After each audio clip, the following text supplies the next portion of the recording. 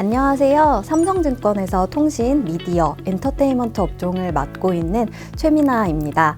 오늘은 2026년에 미디어 업종의 시장 전망에 대해서 말씀드리려고 합니다. 미디어 업종의 2026년을 하나의 키워드로 정리하면 회복이 될 것 같은데요. 그 바람의 방향이 바뀌는 한 해가 될 것 같습니다. 미디어 업종의 내년에 대해서 세 꼭지로 말씀드려 보려고 합니다.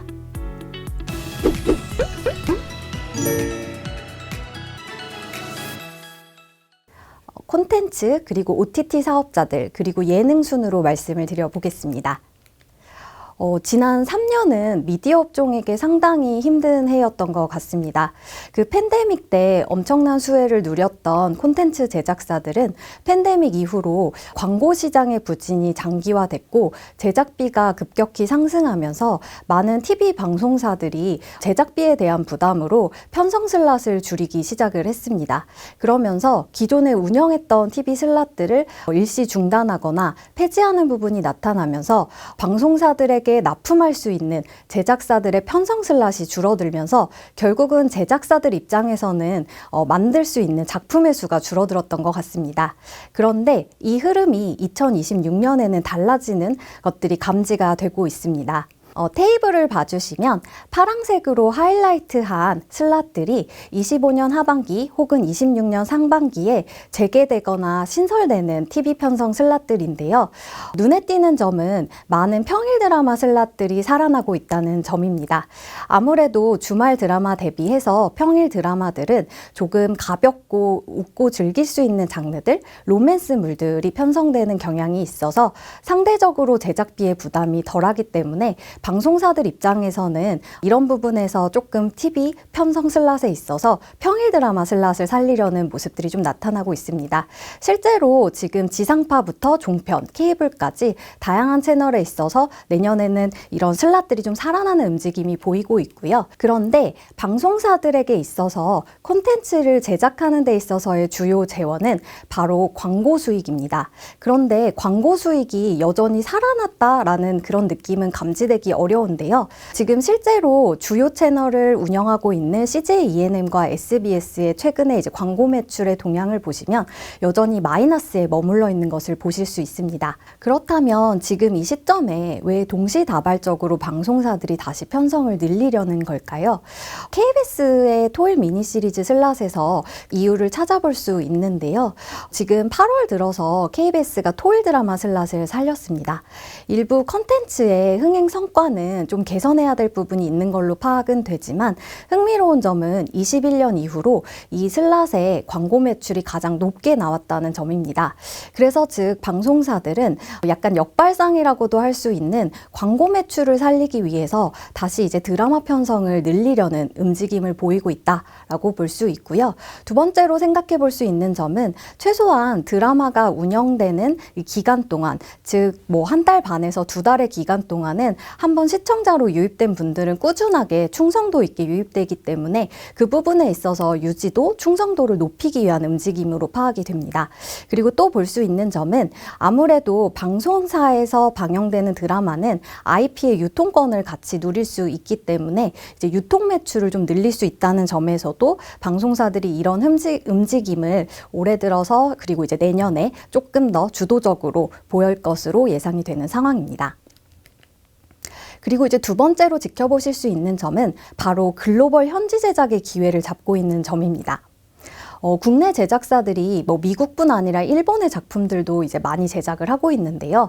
상대적으로 일본 같은 경우의 제작이 최근 들어서 많이 늘어나는 움직임이 보여지고 있습니다.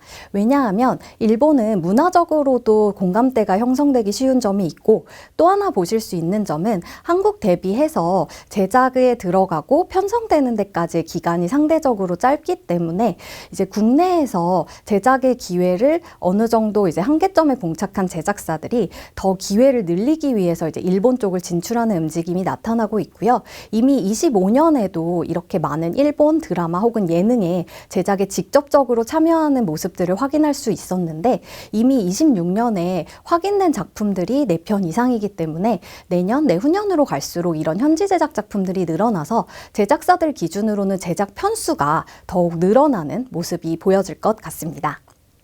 그래서 지금 일본에서 TBS에서 1월에 방영이 확정된 작품과 디즈니 플러스에서 첫 한일 합작 드라마로 제작하고 있는 드라마 모두 CJ ENM에서 직접 제작에 참여한 작품입니다. 두 번째 꼭지로는 OTT 사업자들에 대해서 말씀드리려고 합니다. 국내 OTT 시장은 1강 2중 체제로 꾸준히 좀 운영이 되고 있는 상황인데요. 1강은 상당히 확고하게 넷플릭스가 유지를 하고 있지만 지금 티빙과 쿠팡플레이가 치열하게 2위 자리를 두고 다툼을 벌이고 있는 상황이 이어지고 있습니다. 이용자 수와 이용 시간 기준으로 봤을 때 시장 점유율의 순서는 차이가 없지만 흥미로운 점은 점유율에서는 조금 다른 점이 나타나고 있습니다. 시간 기준으로 봤을 때 넷플릭스와 티빙의 점유율이 조금 더 높은 것을 확인하실 수 있는데요. 그 말은 조금 더 이 OTT에서 많은 컨텐츠를 소비하기 때문에 충성도가 높다는 방증으로 보실 수 있을 것 같습니다. 내년에 이 OTT 업계의 큰 토픽 중에 하나는 티빙과 웨이브가 어떻게 될 것이냐일 것 같습니다. 합병을 전제로 한 MOU를 체결하고 합병을 추진한 지는 꽤 됐는데요. 가시적으로 현재 합병이 된 상황은 아니지만 올해 들어서 상당히 많은 진전 사항이 좀 있었습니다. 티빙이 웨이브의 이제 그 경영진을 하게 되면서 아무래도 직접적으로 둘이 이제 마케팅적인 제휴나 여러 면을 함께 할 수 있게 되었는데요. 봤을 때 지금 합쳐지게 되면 아무래도 이제 가입자 수나 이런 부분에서도 늘어날 수 있고 지금 각각이 콘텐츠를 가져오는 데서 수급하는 비용들도 좀 줄일 수 있기 때문에 실적에 있어서나 이제 가입자 수에 있어서의 개선을 기대할 수 있지 않을까 싶습니다.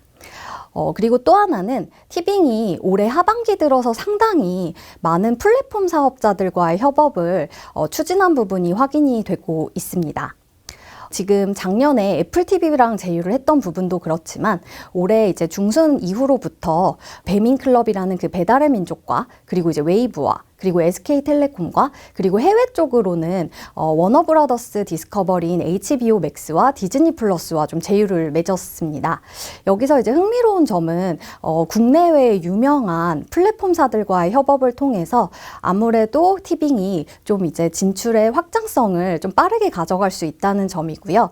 그리고 이제 해외에 처음으로 유의미하게 진출하는 게 내년이 될 것 같습니다. 그렇지만 직접 진출이 아닌 이제 브랜드관 형태로의 진출을 택했기 때문에 수익적인 부담을 좀 덜고 가는 형태가 될 것 같고요. 이익에 있어서도 플러스 효과를 내년부터 바로 누릴 수 있을 것으로 예상됩니다. 지금 티빙은 광고 요금제를 작년에 론칭한 이후에 빠르게 이제 광고 매출도 올라오는 모습이 보이고 있고요. 앞서 말씀드린 이제 합종 연행이 본격화되면서 이제 반 넷플릭스라고 볼 수 있는 티빙, 웨이브, 디즈니 플러스가 연대해서 이제 패키지 요금제도 출시하는 모습들이 좀 나타나면서 내년 시장에서는 이 OTT의 1강 2중 체제가 조금 흔들릴 수 있는 부분들이 나타나지 않을까라고 싶고요. 그 티빙의 추이에 좀 주목할 필요가 있어 보입니다. 세 번째로는 그 판을 키우고 있는 예능 콘텐츠들에 대한 얘기를 좀 드리려고 합니다. 밥 먹을 때 밥 친구로 이제 유튜브 예능을 보시는 분들이 많이 늘어나고 있는데요. 그 말은 예능은 과거에 TV에서만 보실 수 있었는데 이제는 디지털 플랫폼을 통해서 보시는 게 너무나 자연스러워졌고요.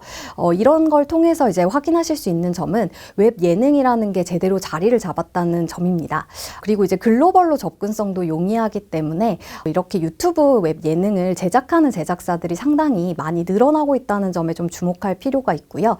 광고 수익 외에도 이렇게 후원을 받는다거나 형식으로 이제 수익원을 좀 다각화하는 움직임이 있어서 이런 미디어 환경 변화가 예능의 생태계를 바꾸고 있는 점이 좀 주된 주목할 부분이다라고 이제 보고 있습니다. 두 번째로 시즌제 예능에 대해서 말씀을 드리려고 합니다. 많은 컨텐츠들에서 이제 시즌제가 도입이 됐는데요. 아무래도 시즌이 이어진다는 건 그만큼 인기가 있다는 이야기이고 어느 정도의 흥행 성과는 보장이 됩니다. 흑백요리사나 솔로지옥 같은 컨텐츠부터 이제 티빙이나 쿠팡플레이에도 다양한 시즌제 예능이 이제 존재를 하는데요. 이런 부분을 통해서 예능 제작사들이 안정적인 수익을 가져가고 흥행의 타율을 높이는 부분들이 이어지고 있어서 결국은 제작사들에게 안정적인 성과를 가져다 준다는 강점을 좀 보여주고 있는 상황입니다. 그리고 또 흥미로운 점은 넷플릭스와 디즈니 플러스의 일일 예능이 도입이 됐다는 점입니다. 일일 예능이라는 거는 매주 꾸준히 올라오는 예능을 의미를 하는데요. 한마디로 TV 드라마에서 매주 하는 예능과 큰 차이가 없어졌다는 점입니다. 즉 예능 제작사들 기준으로는 훨씬 더 납품할 수 있는 기회, 어떻게 보면 슬롯이 늘어났다라고 볼 수 있기 때문에 예능 제작사들에게 새로운 성장의 기회가 올해부터 열렸고 이 부분이 내년에 훨씬 더 가속화될 걸로 보고 있습니다. 실제로 디즈니 플러스도 올해 8월부터 이렇게 주간 오락장이라는 이름으로 매주 이제 특정 시간대, 특정 요일에 올라오는 예능들을 늘렸습니다. 미디어 업종의 2026년 탑픽으로 저희는 CJ ENM을 제시합니다.